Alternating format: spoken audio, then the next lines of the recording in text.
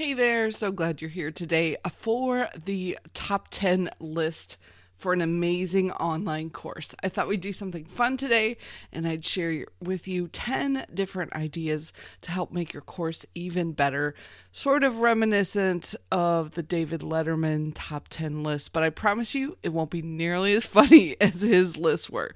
So enjoy, let's jump in.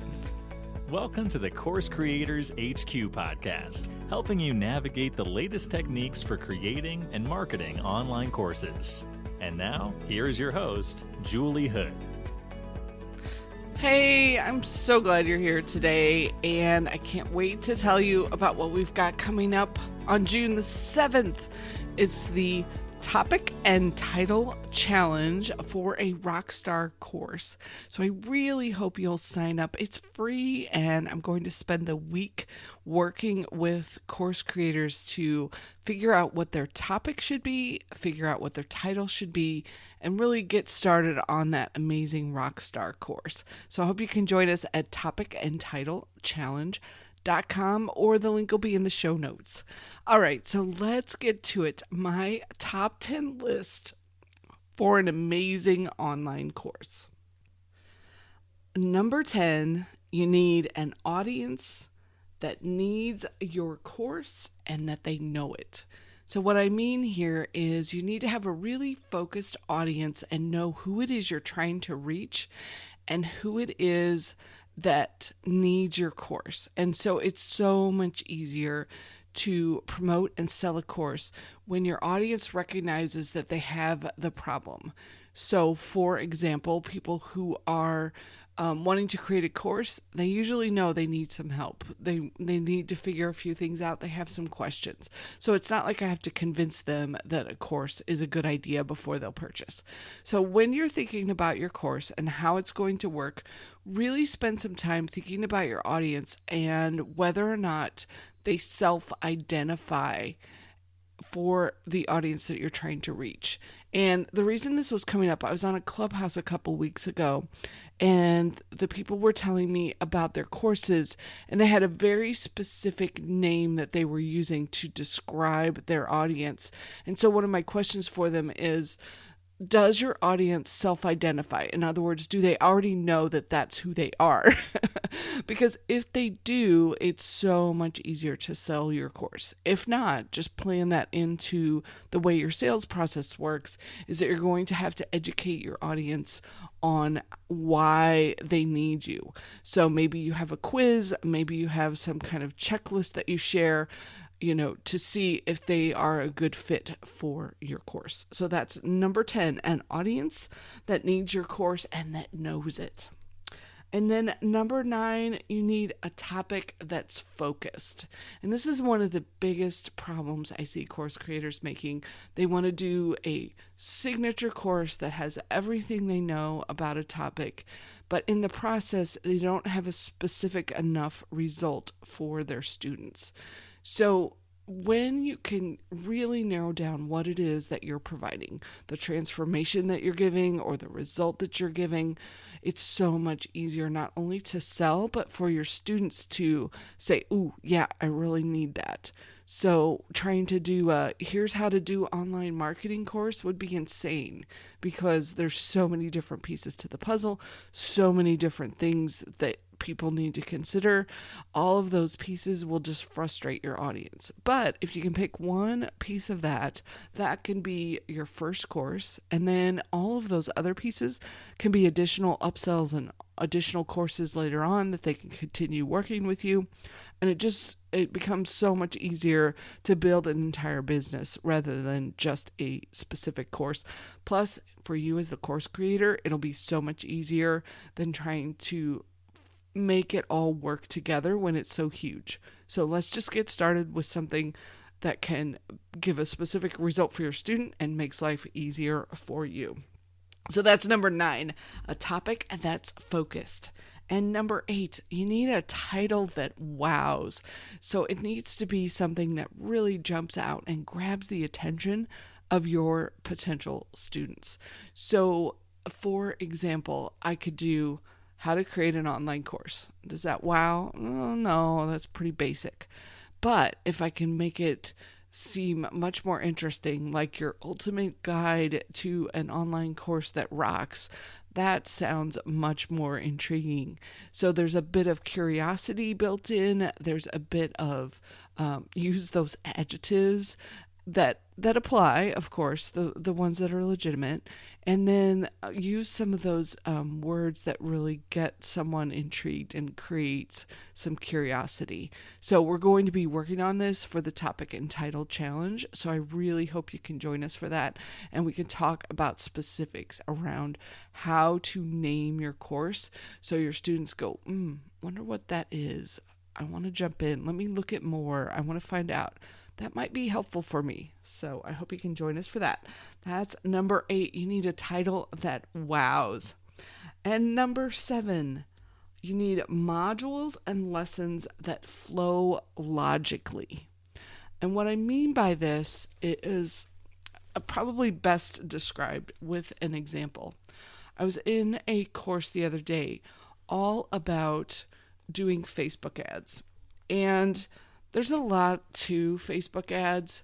It's very, there's a lot of different options and a lot of different ways you can do it. And there's a lot to the strategy, and then there's a lot to the actual execution. So in order to put together a really good course on this, you have to spend some time presenting that in a reasonable way for your students. But this course started in the intro video with a welcome video that was obviously a Facebook Live at the end of a session of trainings. And so the instructor was saying, oh, and I taught you this and I taught you that. And I thought, wait, you haven't taught me anything yet. This is the intro to your course. So I was very confused, and you don't want a confused student. So take some time to figure out what is the logical flow of what my students need to know.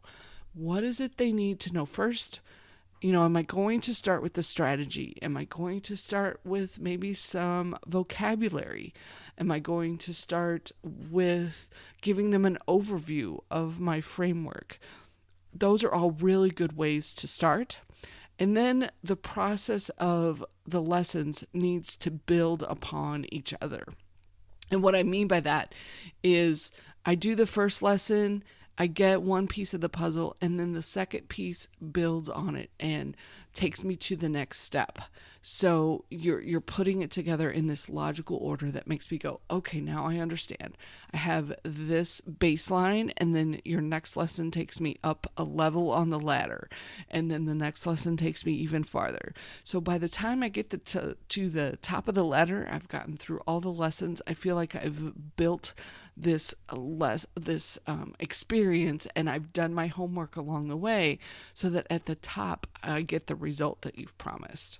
So spend some time however your brain likes to work. So some people like to do mind maps, some people like to do outlines, some people sit down with post-it notes and move them around and put the process together that way.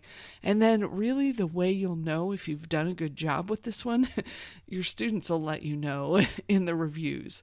So your first round of students who go through your beta course or go through at the beginning, they will let you know, hey, your flow worked or it didn't work for me. And then you just improve. You keep going at it and make it even better.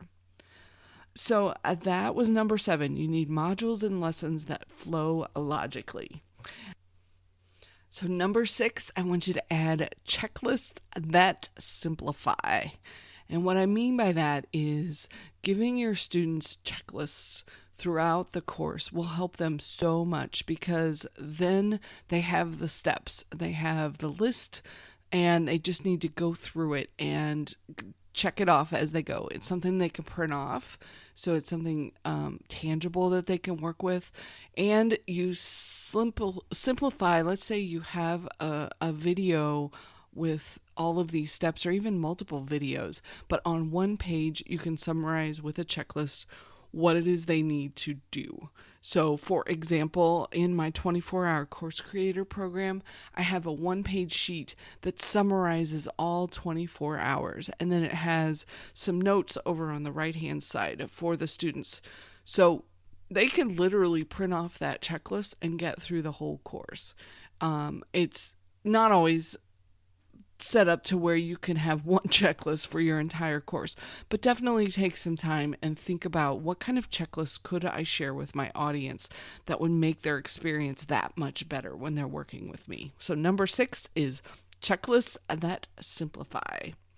Number 5 is I want you to create a lesson summaries that surprise and delight your students. And what I mean by this is, if you remember Cliff Notes versions that would take these really long, difficult English books and summarize them in the language that works for a student and makes it easier to comprehend the material, I want you to create similar things for your lessons. And the reason for this is that then your students can read through the lesson summary and get the idea of what the lesson is about, because sometimes they might not need to watch that video.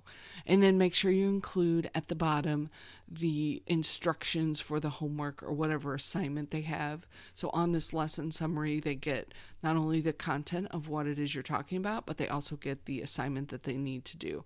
And so some of your really advanced students, they might just use those lesson summaries, and that's about all that they will need to get through your course. But you will make your students so happy because it will help them comprehend and get through the course even faster. So that's number 5, lesson summaries that surprise and delight your students.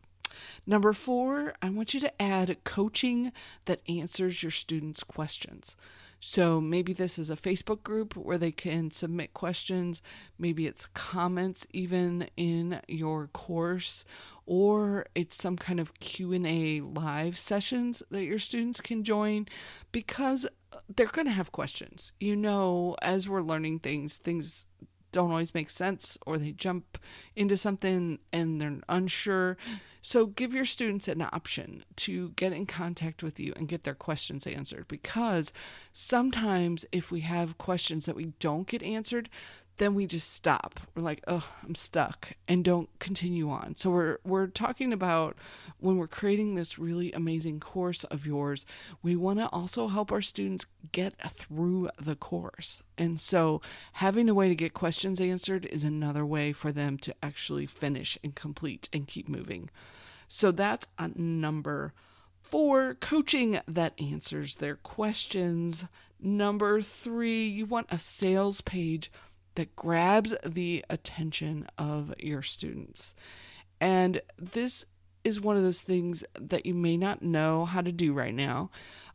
Get started. I'll give you a couple things to make sure you include, and then I highly recommend jumping into an extra training about how to do this.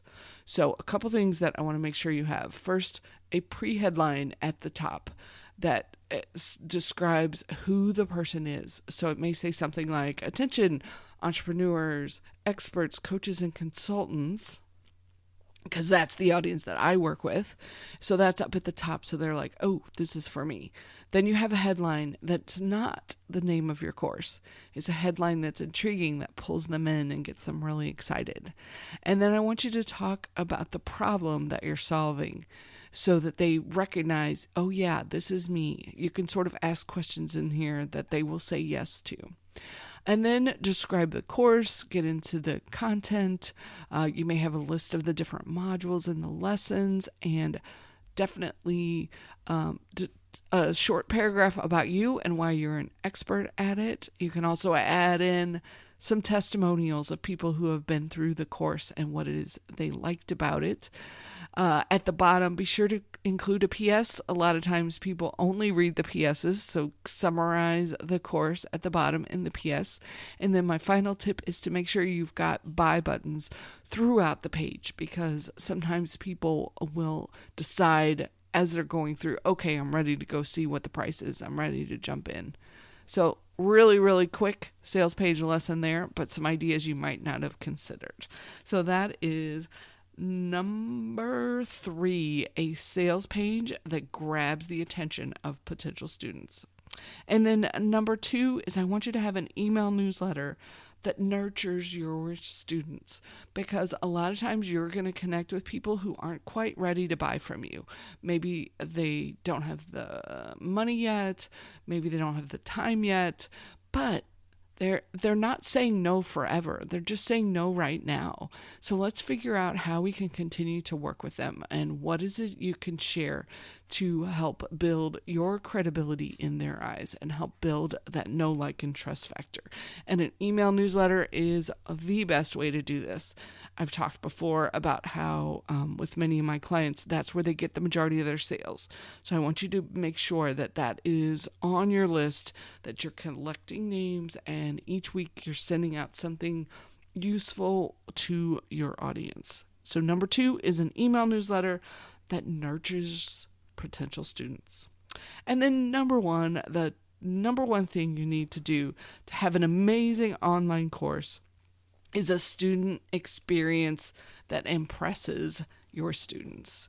So we've been touching on a lot of these different topics all the way through all 10, but we really want to have that experience that your student just loves taking your course.